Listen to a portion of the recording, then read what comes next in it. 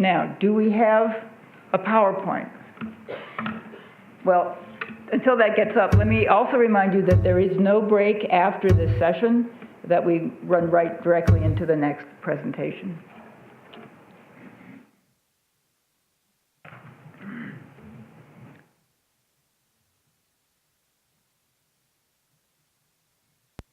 Oh, there it was. Oh, good idea. Thank you. Great. So this is, these are our panelists, and we're all going to talk about changing behavior from different perspectives. So as a psychologist, I'm very interested in getting people to change their attitudes and form strong attitudes that will guide behavior. And strong means that they're accessible and they have lots of reasons for wanting to do this particular behavior. And that they connect that to a particular behavior that is done often and done correctly. So that's a tall order to get people to change in that complex way. One of the things that we find is that people are more motivated to do a behavior if they can make it interesting, fun, or productive. Then the next thing is that attitudes are stronger and more accessible, and that means that they are available to guide behavior if you have a lot of reasons for it, and if you think about it a lot, so that it's totally connected to the potential behavior. And then another concept that we look at is self-concept. So people who think of themselves as environmentalists are more likely to engage in environmental behaviors. I'm not going to talk a lot about economic incentives, but I tend to shy away from those. They are very, very effective. You can pay people to do stuff. You can give penalties, financial penalties, for doing bad behaviors, and that works great as long as you leave that system in place. Don't make the mistake of thinking, well, I'll get people started by paying them, and then I'll stop paying them and they'll maintain the behavior. That has never worked. So, yeah, good. So one of the things that we have learned is that it's really important for people to have a supportive context. That they have a supportive physical environment, and that tends to be created by a proactive policy environment, financial environment. So I really emphasize the importance of a physical environment that encourages a behavior. And then we have to have a supportive social environment, and we call that normative support. Now, one of the things that we have learned is that Americans like to think, I am my own person. I am not influenced by what other people think. And we laugh a lot about that because there is so much evidence that people are, Americans and many other cultures, are very much concerned about what people think of them. And sometimes that can lead to positive pro-environmental behavior and sometimes not. So we have a couple of examples here of this idea of physical environmental support. And the first one is, I love it, the Salt Lake City area has the most wonderful garbage collection system. They have ginormous cans for green waste, ginormous cans for recyclables, and little teeny tiny garbage cans. And it constrains people. It forces them to sort, because otherwise they can't get all their garbage and waste into the available facilities. Very smart, very smart. You squeeze people. And they didn't like it at first, but they understood that if they didn't start pulling waste out of the landfill, they're going to have to build a new landfill, and that cost a lot of money. So there was a good financial incentive for people getting behind this. The next one is a project that I did with my colleague, Barbara Brown, was actually with NCI funding, National Cancer Institute funding, because it turns out that walking is good for you, and it can be part of reducing your risk of cancer. And what you see here is that they put a new light rail line along North Temple to extend our light rail system out to the airport. And they were very smart. They did a complete street conversion at the same time. A complete street means that you create an environment where people will walk to the transit stop because it's safe from traffic, safe from crime, and attractive. And so I'll show you the results of this project. And what you see here is the green section shows the change between 2012, before they did the reconstruction, and 2013, after tracks had opened. The new tracks line had opened. And there was a hugely significant increase in people standing and waiting for transit after they put the light rail in. And the reason this is particularly interesting is that the people who criticize light rail, they say it's just too expensive, and nobody uses it except the people who used to take the bus, and they canceled the bus, and so now they have no choice but to take light rail. And this slide totally cancels out that thought, because the pink areas are the adjacent bus routes. So these were bus routes that didn't change at all before and after the light rail was put in, and their usage stayed the same or dropped a little bit. In fact, it dropped, and we could actually see the people walking up Redwood Road to get from those side bus routes up to the light rail stop, because the light rail was so much more attractive. So all they did was change the environment. They didn't do, incentives. They didn't do anything else. They just said, here, use this. The thing that I really want to focus on with my talk is normative influence. And there's just a lot of evidence in social psychology that the way to present new information to people is not to talk about the problems associated with the old behavior and say, hundreds of people are starting to use drugs, or nobody's recycling anymore, or, so these kind of alarm messages. It turns out that those kinds of appeals convey the impression that it is normative to use drugs, or it is normative to throw trash out of your car window, or it is normative not to recycle. And so what we are trying to do is give normative messages that emphasize the positive. So in our particular work, these are funded by an EPA NSF grant, and I worked a lot with the Salt Lake County Health Department because they are in charge of protecting water quality. And what the approach that we took was that we needed to make it easy. We needed to create a physical environment where people could properly dispose of their leftover chemical products. And we needed to convey a norm that their friends and neighbors would be impressed if they changed their behaviors. That's that idea of positive normative support. So the physical environment was put in place by the county, and they did a very nice job. They provided a nice facility out of the landfill. They built new facilities, drop-off facilities in people's neighborhoods to make it easier to get to them. So the physical environment was nice. The problem with just changing the physical environment is that it doesn't address the real reason why people use chemical products in their homes. Drano, Endust, all these kinds of products that we use in our homes, they actually have some toxic qualities to them.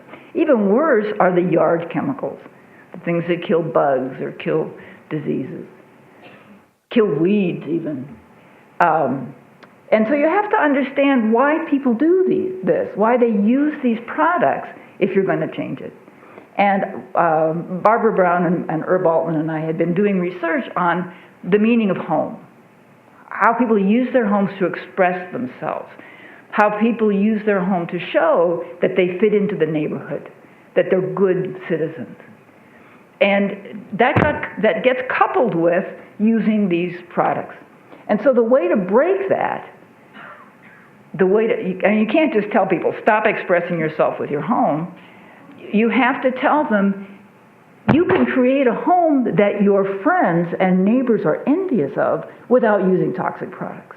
And in fact, they'll be impressed that you care enough about your family not to be using poisonous products in your home. And so we got into this thing called guided group discussion. It is a technique that we used to convey information to people that they then discussed amongst themselves during our meetings. So we would have half-hour meetings, and we would give handouts, and we would say, do you guys use this? You guys use this alternative? Do you use vinegar to wash your walls or your windows? Do you use non-toxic products in your yard?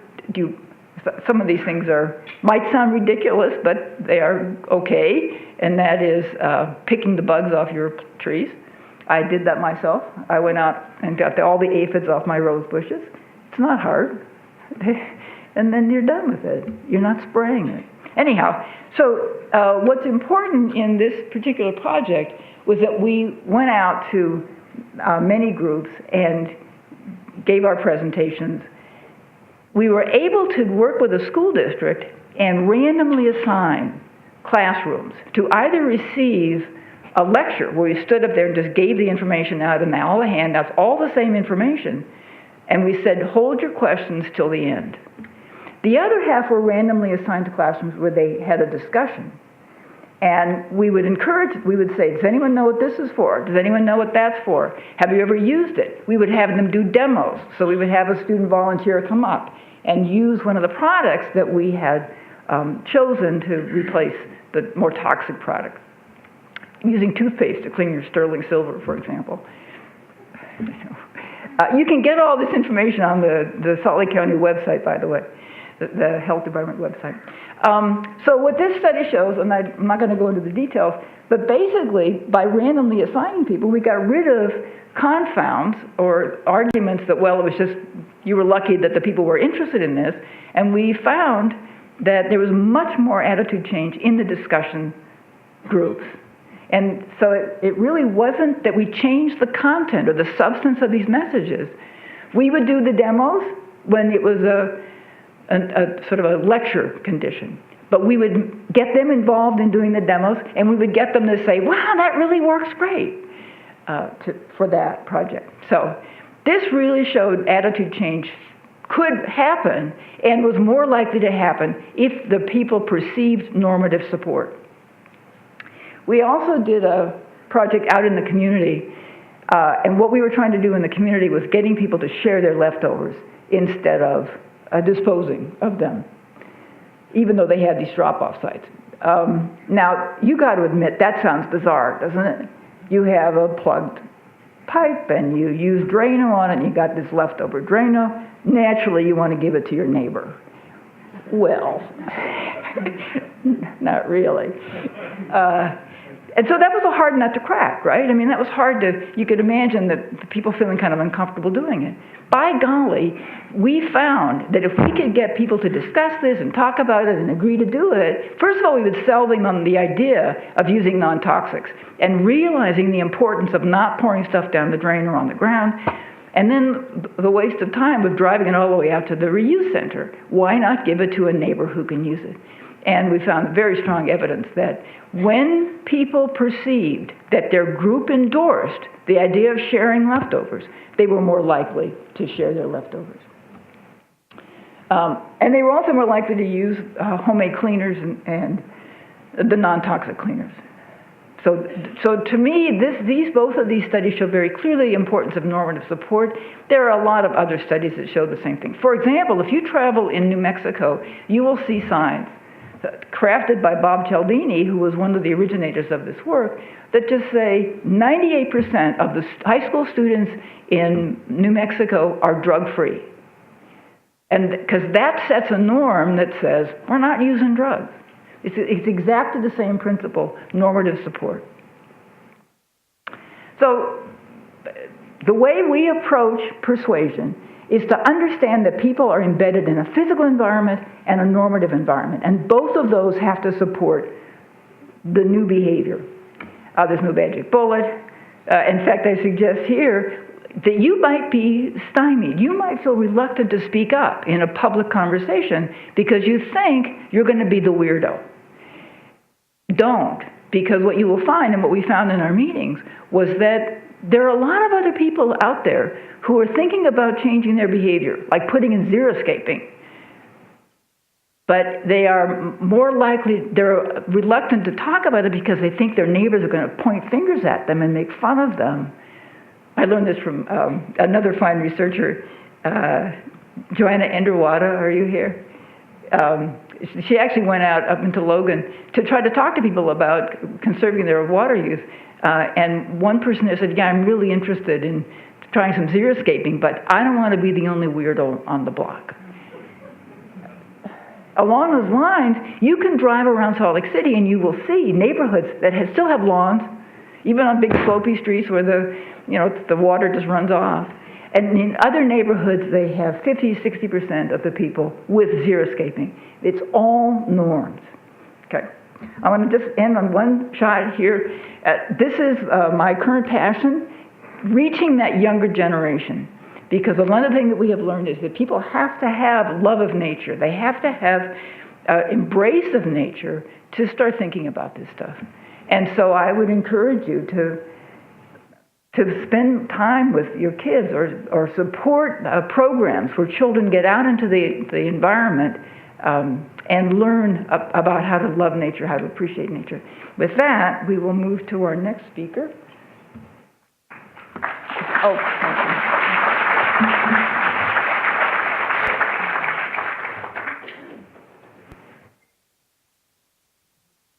Thanks, Carol. My name is Mark Reynolds, and I'm a conservation scientist with the Nature Conservancy. I want to thank Robin Craig and the Stegner Center for inviting me to participate in this fantastic conference. I've been learning a lot, and it's really great to see all these being among all these luminaries in Western water issues. It's also really meaningful to be at the Stegner Center. There are so many touchstones with Wallace Stegner and the conservation movement, particularly in the West. Stegner famously referred to the American West as the geography of hope. And today I'm going to share some insights from our work in California, which I think are helping create our own geography of hope in the Central Valley. We're using really an amalgamation of really exciting new tools, citizen science, satellite data, new markets, and bringing our farmer community together to really create a new paradigm for water and wildlife in the Central Valley. So, being the change. This is work that really represents the contributions of a lot of colleagues from really different disciplines, from economics to folks that were market experts, of course, our farming community. So although I'm up here giving the presentation, at the end I'll have a chance to acknowledge all the people that have been involved in getting this work on the ground and in place. So our disruptive change agent is this bird. Bird quiz, anybody? So this is the Dunlin. This is a small shorebird, and in getting us oriented to the interconnectedness of water landscapes in the West, we heard a lot yesterday about how the Colorado River, the Sacramento-San Joaquin Delta, these are all interconnected systems. Well, this bird helps us go one better than that in spatial scale. Dunlin breed up in the high Arctic tundra, and like many birds of the Pacific flyway, they depend on an integrated system of wetlands distributed throughout their travel. And so Dunlin, twice a year, embark on a migration that takes them 5,000 miles down to the Skagit River Delta, where they molt and stage, and into the Central Valley of California and then beyond. This is a bird that weighs as much as 2 pieces of bread, and so it's a sort of an amazing journey to contemplate. There are dozens of species that do this, and they really depend on this system of wetlands. Here's some more of our shorebird species that are the target of this work. There are 13 species of shorebirds that regularly winter in the Central Valley of California. Many of them head on down as far south as western Mexico and South America. So all of this is an ancestral migration path that's gone on for millennia. All good as far as the birds are concerned. They have amazing ability to adapt, but we're changing changing the landscape quite a bit faster than they're able to adapt to it. So this is a pretty familiar story about the Central Valley in California.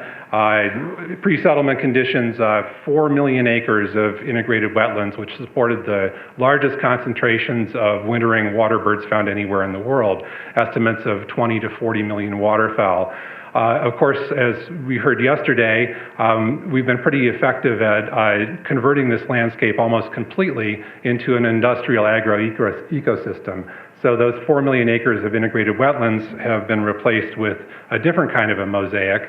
On top of this, of course, we also have really changing climate circumstances. This is some drought comparisons of satellite imagery from January of 2013 and 2014. 2014 and 2015, of course, were historic droughts in California. So when birds come to, I wanted to include this just fresh from this year. Of course, we're having a different kind of a circumstance this year, and this is a set of MODIS satellite images of the Central Valley. In the center there is the Sutter Buttes, north of Sacramento, that little green circular area. And this landscape now has about 8 times as much surface water on it as it did in the teeth of the drought in 2014. So a very dynamic landscape. Some of these changes that we're visiting on wetland habitats across the world, California, where we've lost 95% of our wetlands, it's an analog to wetland systems across the globe. It's having disastrous effects on our migratory bird populations. This is some data from the State of the Birds report from a couple of years ago, and shorebirds are declining by about 50% of their previous populations. A lot of this is due to wetland changes. So when birds come to California, instead of experiencing this integrated system of wetland habitats, they find a different mosaic which looks a lot like this. And we did an analysis in 2010 of what are the habitats that migratory waterbirds need in California. And what we found was really kind of a showstopper, which is that about 60% of their habitat needs are currently being met through agriculture. And so for an organization like the Nature Conservancy, where we have a 60-year history of focusing on the last great places and pristine environments and protecting them, this was a real behavior change for us to really have these birds leading us to a place where we're focusing our strategies sort of directly on what's happening in agriculture. And this is, a really of the time throughout the conservation movement, a greater awareness of the role that agriculture plays in conservation. California's agricultural footprint is huge. We're the largest ag-producing state in the country. If California were a nation, it would be the 5th largest agricultural economy on Earth. In about 10 million acres of agriculture, about $45 to $90 billion of annual revenue associated with agriculture, and it's a very diverse system of crops. This is a mosaic here of, you're seeing rice grown in the north in the Sacramento Valley, and in the San Joaquin, much more orchards and nuts, which are the top value crop in California. So a lot of our proposition of conservation and water use in California depends on farmers, and so better understanding of how to reconcile some of the needs of our wildlife with what's happening in farming is really what we're trying to do. With this program, going back a couple of years, we decided to focus on California rice. Rice is a really interesting crop globally. It's one of the top contributing crops to human survival. And in California, as in many other places, it's a flood-irrigated crop, so there's a lot of opportunity to look at different ways of using water and different ways of dealing with habitat issues. So here's the rice ecosystem in California. Sacramento and the San Francisco Bay there are prominent. And in the northern part of the valley there, you're seeing the Sacramento Valley, again, the Sutter Buttes in the center.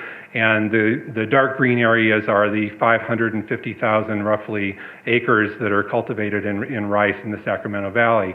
Rice is a high value crop in California. Most of it's exported medium grain rice. It's about $2.8 billion a year roughly. It's also, because it's flood irrigated, it's a fairly water-intensive crop. About 2 million acre-feet are applied to this system to grow rice. About half of that's consumptive use. The rest of it either percolates or is returned back to the system and for other uses, including water for the city of Sacramento. So we know from a lot of previous work that we've done with our partners that this system could be managed in ways that might be beneficial for migratory birds. Birds depend on different water depths to spend the winter and find habitat, and shorebirds really like very shallow water habitat. So I'm showing here some of our data across a number of species of shorebirds, and they generally are using water that's less than 6 inches in depth. Okay, so rice has an annual cycle like all crops, and there are only a few times of the year when it could really be harmonized with the needs of wildlife. In the summertime, of course, it's growing, it's under crop. In the fall, there's a lot of equipment moving around and it's being harvested. In the wintertime, rice is often then flooded again to decompose the stubble. And this is a time period in which rice can provide a lot of habitat for migratory waterfowl in particular. In the spring, that water is drawn down to a shallow depth so that it's reseeded. In terms of how wet our landscape is this year, I had a chance to go up with a pilot friend of mine last week, and I thought I'd include this shot of the Oroville Dam, which has, of course, been very much in the news. So all of this Sacramento Valley agriculture, as well as all of our irrigated agriculture in California, depends on infrastructure like this, which, of course, is proving to be yet another vulnerability in the California systems. So I want to turn back to the topic of behavior change and talk a bit about our farming community and the ways we've thought about really disrupting how farmer incentives for wildlife and water work. So this is Josh Shepard. He's a 4th generation rice farmer in Butte County, California. And so our proposition really as the Nature Conservancy, or as any other conservation interested entity, is we want to get Josh to do something. We want to get him to do something different. And in particular, we want to get Josh to do something beneficial for birds, which is going to make us really happy. So this is our little schematic of a virtuous cycle, which we'd like to engage in. And there are a couple different ways we can do this. You know, our traditional toolbox is we could buy Josh's farm, and we could restore it and turn it into a wildlife refuge. We've done quite a bit of work like that in California and elsewhere over the 60-odd years of the kind of conservation enterprise.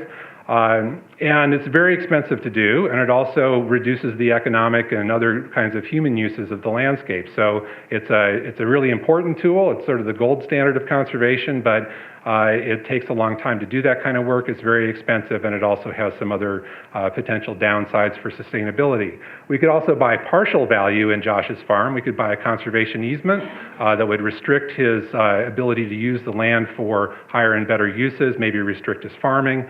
It's also a pretty expensive and long-term proposition. We've done a lot of that kind of work. What we wanted to try and figure out in this project, instead of buying the flyaway, are there other alternatives?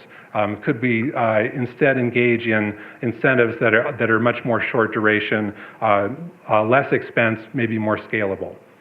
So this is sort of the classic rent versus buy problem. So here's a national wildlife refuge that's teeming with snow geese, and here's a rice farm. And so we want to make decisions about when we go someplace, do you buy a house or do you rent a house? If you go to Hawaii for a few weeks, you probably stay in a place like this rather than buying a place. And in order to make smart decisions about what to rent and where to rent it, in this case, rent farmland for wildlife, we need to think of a system that's going to give us a lot of insight and data for making smart decisions. So what we really need is Airbnb. We need Airbnb for birds. So this slide shows some really freakishly high rental rates for spending the night in my hometown, San Francisco. And what we've really thought about is, can we create a sort of a data backbone of bird information and water information that would sort of function like Airbnb? When you go on to Airbnb, you pick, do I want a 2-bedroom near the beach for this week? You know, you're able to make a lot of alternative decisions. We wanted to do the same thing for birds. We wanted to pick good habitats for certain groups of birds with certain kinds of conditions and, of course, get great value. So of course, when you're thinking about big data analytics and computationally intensive data backbones of things, you think of these folks, right? So who are these? These are obsessive compulsive bird watchers. And obsessive compulsive bird watchers have a single-mindedness of purpose to do one thing and one thing only, and that's collect information about the birds they're seeing. Now, for generations, this information has lived in notebooks and on C drives and in file cabinets and in boxes in garages and been unavailable to the community of science. So a huge amount of citizen science going on out there that's sort of inaccessible. All this changed about 10 years ago when Cornell Lab of Ornithology came up with a really brilliant idea called Ebert, which was an online platform for bird watchers to record their observations. It gives them more ability to organize their data and compete with each other. It's really great stuff. It's tremendously popular. It's collecting about 2 to 4 million records a month now. And so Ebert is the largest data set we have on any biodiversity globally, full stop. It's a really fantastic enterprise. So we developed a partnership with Cornell a few years ago. And what all these data allow us to do is make really sophisticated models of bird locations. And so for my project, what I was interested in is timing and location of migratory birds. I'll let this run for a second. And so these models, based on citizen science information, give us a window into animal migration we've never had before. So this is a northern pintail. It's a duck, but it's really representative of a lot of the shorebird species, and we ran models like this for about 45 species of water birds. So you're seeing pintail breeding in the Arctic and in the prairie pothole region, pouring into California, the Mississippi Delta, the Gulf Coast, so we're seeing week by week, where are these pintail? And we've done now a secondary series of abundance models that give us not only an idea of presence-absence, where are these animals, but also where are the locations that have large numbers. So this gets really interesting when we couple this with data that's much more downscaled. So here we've taken these models and we're downscaling them to California, and you see week by week we have a much more sophisticated idea of where and when birds need habitat. This all gets really powerful when we bring it together with other information. So we have a partnership with Point Blue Conservation Science, who together we're working with NASA on Landsat satellite image analysis, and we're able now, for the first time ever, to look at week by week patterns of surface water in the Central Valley. So this gives us a sense in our Airbnb analog, where are the birds, where's the water, how do we put this together and come up with some sort of a market proposition about where's the best bet to create new habitat. So here's shorebird probability on the left and surface water on the right. We put this together and make sort of a conservation value surface of places that have a high likelihood of birds, but typically have a low probability of water. So this is a place where we can be the change, where we can make a difference, where we can work with a farmer and ask him to do something different. So we can prioritize places like this that might support shorebirds if they had the right sort of conditions. And this is exactly what we're looking for, sort of shallow water.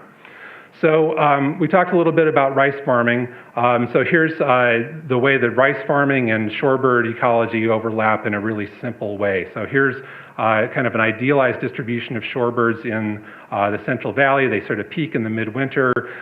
They're breeding in the summer in the high Arctic, and they're migrating the rest of the year. So when rice is typically winter flooded is this time period. So that's a time period where maybe rice is doing a pretty good job for shorebirds. Our proposition was, how do we extend that window of flooding? How do we get farmers to flood earlier and keep their water at a shallow depth later? So we created an auction, an idea that if we asked farmers to do specific things at specific times of year, and it was only for a couple week increments, that would be potentially attractive to them. We came up with a reverse auction as a way to do this. So everybody knows what a forward auction is. I have an expensive painting. In this case, the little photo there is, I think, the sale of Edvard Munch's The Scream, which at the time was the most expensive painting sale. And so this guy is auctioning off one thing, you all want it, you all bid against each other, the price goes up. So a reverse auction is exactly the opposite. We're the buyer, we have some resources that we want to spend, and we get farmers to actually compete with each other to provide the best habitat at the lowest cost. Not because we're trying not to pay them well, we're just trying to get the biggest bang for the buck, the most high-quality habitat for scarce conservation resources. This was a really sort of a novel and disruptive idea in our farming community, and it took a while to really develop this. We did a lot of workshops with our farming colleagues and created a lot of co-ownership around this idea. Additionally, they said, you can't do this, it'll divide the farming community. And then one by one, farmers spoke up and said, you know, we compete on every other thing. Why don't we compete on habitat? And we were like, yeah, listen to him. And and so gradually, this sort of gained enough momentum that we were ready to open an auction. And it was an experiment. And thank goodness, our marketing team came up with a cool title for this. We called it Bird Returns. And the experiment was really, can we attract enough bids to create sort of a viable program, enough habitat to understand what's going on? Will the auction actually deliver cost-efficient habitat? Is it better than just paying everybody the same price, or better than not doing anything? And lastly, will the birds respond? Is this really a way to create sort of better quality by being targeted with this sort of precision science approach? We were really fortunate that in spring of 2014, we were able to enroll about 40 rice farms in contract and pay them to create this shallow water habitat for shorebirds. It's about 11,000 acres of the Sacramento Valley, and it ran for 2 months in 2014. The results really were that we had a nice bid pool of about 53 bids. We contracted with about 80% of them. It was the first time out, so we were all experimenting on what would work, but we used our models to try and predict likelihood of success. And it cost us about 25% less than uniform pricing, which meant we were able to buy 25% more habitat. And most importantly, as opposed to a conservation easement or an acquisition and a restoration project, it was a fraction of 1% of the cost per acre. So basically, we could run bird returns forever, and we would never exceed the costs of buying the same acreage and managing it in perpetuity. This is what the habitat looked like. It was really stunningly beautiful. This is one of our rice fields that's loaded with about 5,000 snow geese. And you can see the non-program option there is dry, because this time of year farmers are drying out their fields and getting ready to plant. So we really loaded up birds in these fields. It was some of the only habitat around when they're really looking for places in migration. This is my colleague Greg Gillette, who leads our field monitoring program. We've gone very deep on monitoring bird responses. The species richnesses, number of species of shorebirds that we find in our fields as opposed to non-enrolled fields, program fields, is about 2.5 times. We found shorebird densities that are really unheard of, that are like 4 or 5 times what have ever been recorded in the literature. So it's pretty amazing stuff. We've now routinized this into a program where we use the models, we run the auctions, we create pop-up wetlands, and we save the birds. Since 2014, we've done about 46,000 acres of pop-up wetland habitat, and we've engaged about 175 farmers in contract. About double that have been submitting bids and interested in the program. We've counted about 1 million shorebirds now, or 1 million birds and about 300,000 shorebirds. So it's been really pretty effective. And so just some way of scaling this, here's the Sacramento Valley. In the salmon color is the rice growing region. In the green are the relatively small number of wildlife refuges. And here's bird returns, really complementing, reinforcing, amplifying that protected areas network, and doing it in a really efficient way. We had the opportunity of launching this in the greatest drought in California history. So we've figured out how to make this program drought adaptable. In drought years, we might do more program as we've been doing. In wet years like this, we pull back. We don't do as much because there's more habitat out there. This is something we believe is kind of at the forefront of dynamic conservation. And also, it's very efficient, and in terms of behavior change, we're learning how to select better bids, more high-quality bids, and farmers are also learning kind of what we want, so we're able to kind of take less of the bid pool, get more people engaged in bidding into the program, which allows us to be much more efficient. Okay, I want to come back to our farmer Josh here. So we asked Josh to do something. We paid him to create a couple weeks of habitat. He liked that. It wasn't too hard. We weren't in his grill all the time. It was just a 2-week thing. The birds were great. We're happy. And now we're able to do this with lots and lots of farmers and really scale this.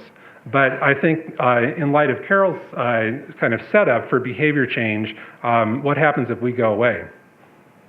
So what if we don't pay Josh anymore? Well, I think the counterfactual to Carol's proposition that people only do stuff when you pay them is that this incentive program has taught us and Josh a lot about the other values associated with his farm. And so now Josh is thinking about subsidies and tax credits for wildlife. He's thinking about branding and certification. Can I get a little bit more for my product because I'm wildlife-friendly farming and the Nature Conservancy can help me verify that? Am I getting an agronomic benefit? It turns out these birds are doing really important things when they're on fields. Does this give me social license to, as a high consumptive, very visible water using crop, is this an additional value I can present back to society that helps me with managing the optics of water consumption?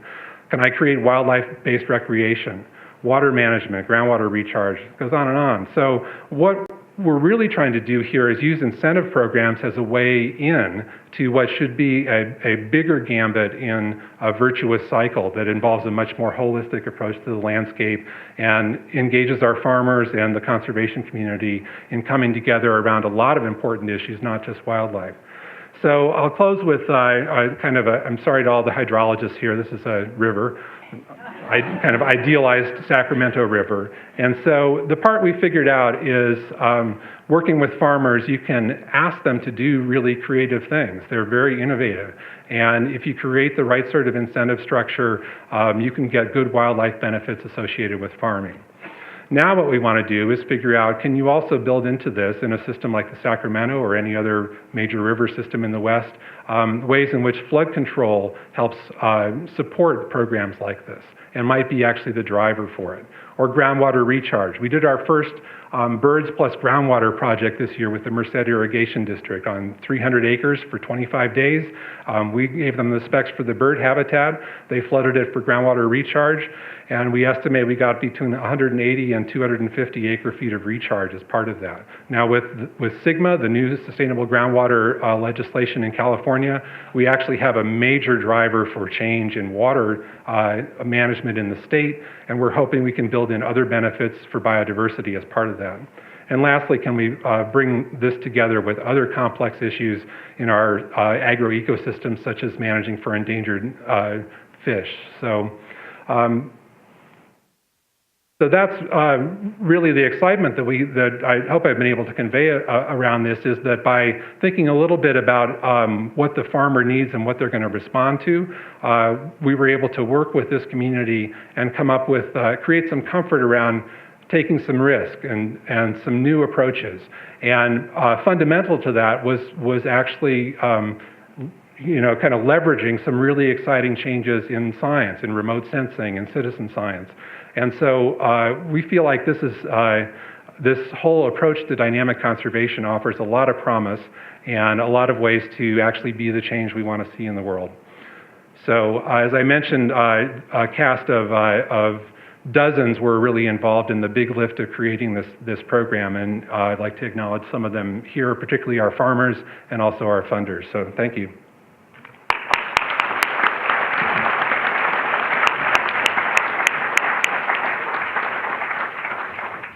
So our next speaker is Thomas Brower from the Yukon. And thank you very much for that presentation. Good morning. For the past couple of days, we've been talking about the water, and I feel like I'm drowning in the water. And I want to thank Carol, Chris, Jan for inviting us to attend this the symposium. 22nd, whatnot. We're very honored, whatnot. And along in my audience is one of the 7 executive committee members that has privilege to follow me. His name is James Landlord. We have a chance to have a chat with him. And today I'm going to talk to you about something else, totally different aspects of water. Again, the introductions here. But I'm going to give you a snapshot of Yukon River, what it encompasses, whatnot. So I'm going to try to get off the podium, whatnot. I hope you guys can hear me. Okay? But what Yukon River basin is all about, which consists of all the surrounding tributaries, whatnot, and everything. Yukon River is at least 2,200 miles long. One of the third largest rivers in the U.S., behind the Mississippi and Missouri River, and it's pretty large based on the river size in Alaska. And what it encompasses is about two times the size of California. That's the size of the Yukon River watershed basin is all about. And it's pretty, and in there are 70 villages within the Yukon River basin. And some of the divisions we have in the Yukon River Watershed Council are Science Division, Department, Brownfield, Tribal Response Program, Solid Waste Management, Drinking Water Improvement Projects, which is I'm under in that division, and also EPA Indian General Assistance Program, ICAP program, which we are now hoping that the program will continue, and we have heard that there might be a risk of budget cuts in the ICAP programs, which a lot of the communities rely on. Some of the things the Scientific Division program does is has established 30 fixed stations around the Yukon River watershed basin, and also 20 active layer observation grids to monitor the permafrost. And permafrost is a key thing in Alaska because that's one of the things Alaska is, northern part is all about this. Underneath the active layer is a permafrost. It has trained over 100 local technicians throughout the basin to do this kind of stuff. And what shows here is areas of active layer network sites with the scientific scientists throughout the water basin, and then it's pretty complex. Because I'm not a scientist, but we do have a science division. And if you want to get as a scientist here in the group, visit the website and see, look at all the data it has created with these active layers. Because it's pretty complex, because sometimes I have a hard time understanding it on this science division. The site locations of permafrost active layers, but there are a number of them that are selected, but the areas are very complex areas where they are selected. Some areas are with tundra, mountains, forest areas, or no forest areas. So the specific locations of these sites were selected through community participation within the watershed basin. That's the key thing. The communities are involved, and they also are trained to do all this work to do the monitoring of permafrost or water quality sampling. Again, the graph here. The science division has a program with USGS on hydrological information, stream flow gauging stations throughout the watershed. And you can see everything in red are what the Yukon River watershed does, and have these site locations to do water sampling training, and the one in white are the USGS stream flow gauging stations. So, and then every year, every summer, these sites are very active with the community taking water sampling throughout the watershed, and they are sent to the Anchorage office to be tested to track the quality of water within the Yukon River. And that data is somehow being analyzed. One graph is being made as we speak but one day maybe I'll understand the science behind the water sampling of what's happening in this Yukon River watershed basin. Again, there's a lot of folks, residents are trained to do this work because they enjoy the area they live in. They strive in these areas, in these communities, so they volunteer to get trained or to monitor their own water sampling on that. And after that, about every 30 days, they get a water sampling report is sent to them what kind of quality their river is in. It's pretty interesting complex of how the science division works with all the residents within this watershed basin. Again, Yukon River Basin of climate change, we're doing, again, monitoring of permafrost, ownership between the USGS, and the communication within USGS and Watershed of all these programs. It started in 2005 when the Yukon River Watershed Council began building a steward-based Yukon River water quality program. So this is a fairly new program, but very effective, and we're engaged with a lot of agencies, but not like I am. They're pretty interesting, or not. Water quality in the West, it's pretty complex. Climate change is already affecting Yukon River water sources. Throughout the watershed basin, it's being affected. The impact will increase in the years to come. And we all know, even down in low 48, we are seeing the increase of climate change.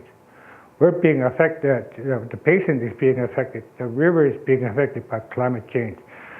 Precipitation, snowpack, permafrost, glaciers are melting faster in Alaska. Even the quality of water, the Yukon's lakes, streams, and rivers are being affected. And we're tracking that along with the communities through the science division. And we're happy to do it as long as we can. When the permafrost degrades, melts, there are impacts to drainage. Groundwater, river, runoffs are changing. Ecological systems, such as the plants and ponds, in release of carbon that has been sequestered in the frozen soil and infrastructure such as houses, roads, airports, pipelines, and those places based on the permafrost, they are starting to get affected or impacted. Average temperature during the winter of the year is the most important factor for permafrost. Existing permafrost temperatures at 1 meter below ground in central Alaska have been warming since the 1960s, and are reaching near to the melting point. In the 1990s, there has been a retreat of colder temperatures, less than -1 centimeter in the last few years. Drinking water improvement project, which is where I come in. One of the key things I do is mapping of each village of alternative water sites based on each village where before infrastructures were being constructed or built. Tracking and mapping of their alternative water source. In the event of something happens to their infrastructure, their water treatment plants, something they can go back to acquire their water of these pristine creeks, which is one of the things I do. And one of the things I also do is do site visits of water treatment plants, the aging infrastructure, doing analysis and looking at their water plants of the aging. How long, majority of these water plants are now over 30 years old. They're aging, and they haven't been renovated. So this is where we come in to assist the tribes with the agencies with the funding programs like EPA, State of Alaska Village Safe Water, or other programs that can provide helping or provide assistance to this aging infrastructure so they can strive more and more instead of have to go back 50 years in time to go get water from streams or lakes or not. And also one of the things is looking at threats of the communities based in the river, fires, flash floods, ice jams.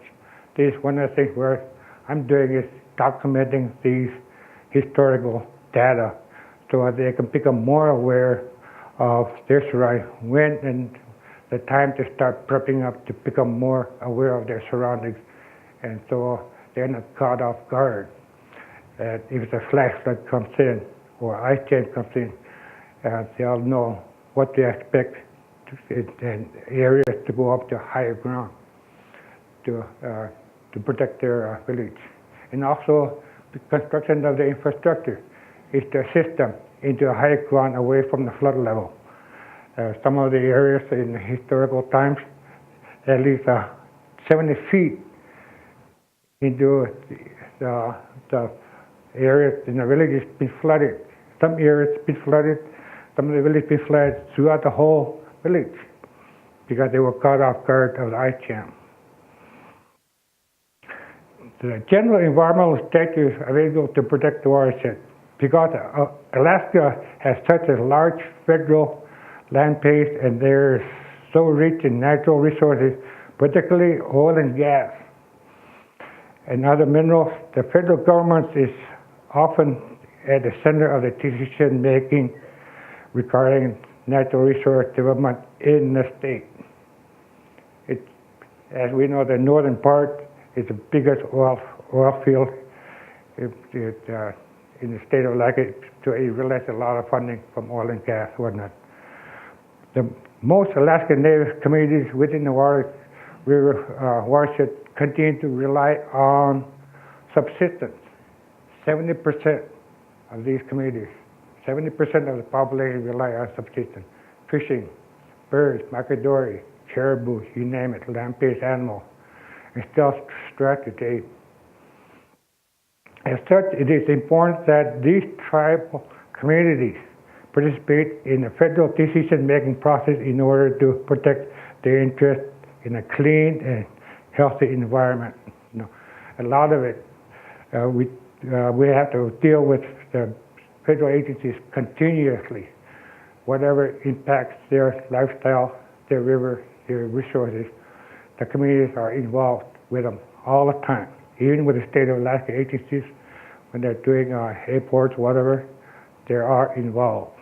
And that's the way they collaborate a lot, and because they have the knowledge in their background where to put these infrastructures in. Instead of right by a river where the river is eroding one nut to protect their resources, like state of Alaska or somebody whoever built the infrastructure. The communities are there to help assist them to make sure they're in the right areas to be constructed or facilitate for long term of that life of that infrastructure. For example, what I do is the example of a mapping the location of water treatment plant. That's one of the things I do. To actually go out to site visit, to actually visit the village and the actual, in collaboration with a solid waste manager, also track and map their landfills. This is Koyukuk, whatnot. It's a pretty small village, whatnot, but it's a very thriving community. And in this map, also two surveys with the elders, talk with the elders on traditional knowledge, where they actually in the past, before they had water treatment plant, where they would get their drinking water. There's a little creek there, which runs out from the mountains, whatnot, and run out from the glaciers, and it's very, very pristine. This is where we come in, protection of these alternative water sources. If something happens to that water plant, fire, flood, or something happens, or a freeze up or anything happens, they'll have somewhere to go to get their water source. and whatnot. Because that's just a little ways, about 5 minutes, maybe 10 minutes, a boat or a snow machine right there. Very, very complex system. Even though it looks like it's far or whatnot, but the natives know they've traveled these here for decades, hundreds of years, so it's just pretty close, but they love their country. Another thing, the threats to water quality in the water basins can be the landfills. That's one of the things we, as a Drinking Water Improvement Project coordinator, have to work with the state, the city, the landowner of the landfill, to make continual site visits to make sure their landfill is in compliance. There's no leaching to the river, because this is a major Yukon River here. We got to make sure the water quality standards of the by water sampling by scientific is maintained the same, whatnot. Make sure that landfill is operated promptly, whatnot, and there's no leaching, and that landfill is operational for a long, long time. In the state of Alaska, regulators, they do occasionally go out to inspections on the operation of the landfill, and so we do work with multiple agencies, ADEC, Alaska Department of Conservation, EPA, the communities, the city. We work with them, whatnot. So it's complex, even though it may look easy, but it's complex, especially in the state of Alaska, because we're so far apart. The only thing is, we travel by plane, and occasionally in summertime by boat or whatnot. Some of the things the Brownsfield Travel Response Program does is restoration, reuse, and redevelopment. This is one of the things. This used where the tank was. It was just constructed just the last summer, where there was an old facility there that was a contaminated building during the PIA times in the 1940s, whatnot. It was part of an old school, and so the Brownsfield program came in, restored the land, built up the pad, and worked with the community, worked with a water plant, and what they needed was a bigger water tank. Before, in this treatment plant, it was only a 5,000-gallon tank. But that's for the community, for continually operation of the water. Now they have a 40,000-gallon storage tank, which they're more comfortable. They have better water quality for the community and the residents. Part of that, clean up of old landfill. The landfill was exposed from based on river erosion. That's what the Brownsfield does, is the restoration of this eroding landfill, which 50 years ago, this landfill could have been about 100 feet away from the river. But now it's right there. This is what we're facing, is the river erosion. Solid Waste Management Coordinator, that's another division. We all work integratively, collaboratively together. All these divisions, we work together to protect the water. What it does, solid waste management, is do education to protect their area, do allow trainings for economic benefits, for projects that are coming online in each village. It may be airport maintenance, construction, to a lot of that. Department of Transportation of hazardous waste material, because a lot of this is flown in, whatnot, asbestos or lead paint, removal of the old facilities, oil spill awareness, because each village relies on diesel fuel for heating and power. So the Solid Waste Department Management Coordinator does a lot of training and provide a lot of technical assistance, which the Drinking Water Improvement Project Coordinator, TWIP. These two divisions travel a lot together because anything what solid waste does, it impacts the TWIP and to protect the water quality. So we're always there, side by side, to make sure we provide assistance to the villages. Backhaul. One of the things the villages are not working with our solid waste is doing a lot of backhaul to rural Alaska, to like the major cities, Fairbanks, Anchorage, down Seattle. It's old junk vehicles that are just accumulating in the villages, barrels, drums, and provide assistance in elimination of waste oil that are accumulating in the villages, turning it to alternative heat for the communities. And it's, the villages are very impressed with it, how we provide assistance and technical assistance to get rid of and clean up the villages. One of the things is changing of climate. One of the things we've been talking about that past 2 days is which is affecting the water in the west, which in my region, Alaska, it's changing. We all know that. Like this one here, this used to be a lake. Now it's dried up. Again, lake's draining. This was a massive lake, and it's now draining slowly every year. It is a Kutchikwim region area. We don't know how bad it's going to be this summer, but as we all know, changing of climate is affecting us. Changing of rivers from erosion, where the villages strive on for the water sources, which can turn the stream color the color of coffee. That's how bad some of these erosions are getting due to the lack of water, or the snow melt, or lack of these rivers are just getting shallower and shallower. Oops. And more in regions dependent on snow melt,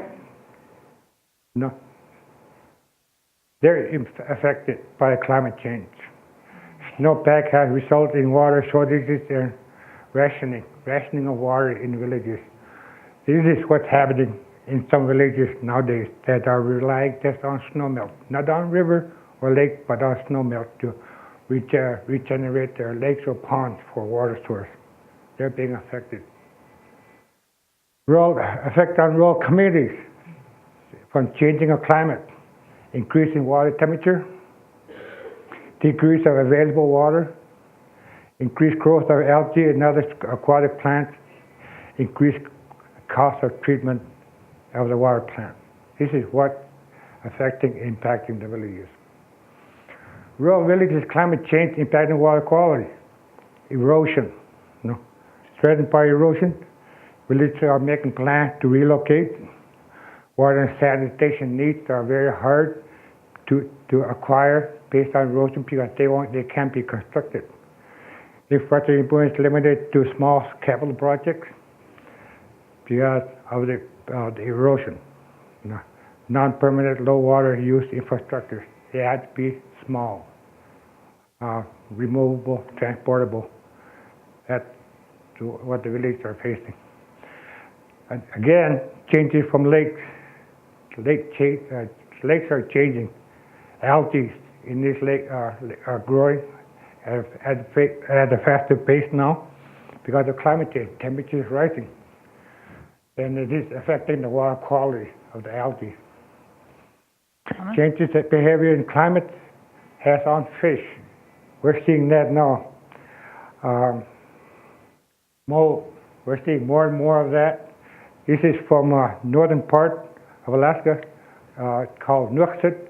They're seeing more and more of this fish having fish mold, temperature rising, because that's what a lot of subsistence activities rely on in wintertime is fish, subsistence fishing.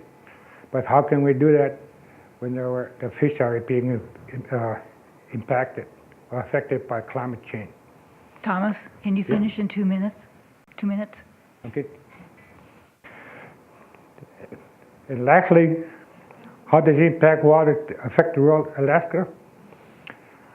By disease, behavior injury, by thinning of ice, food security, water security. That's nothing. We've been talking about that yesterday. Water security is affecting, and how bad it's going to affect us. Some of the things in our office that we want to consist of small staff. There's 9 of us in the Yukon River Watershed Council in Anchorage. There's only 9 of us to cover this vast area, but we have hundreds of folks that does a lot of volunteer. And I want to thank you for the short introduction and snapshot of Yukon River Watershed. Thank you.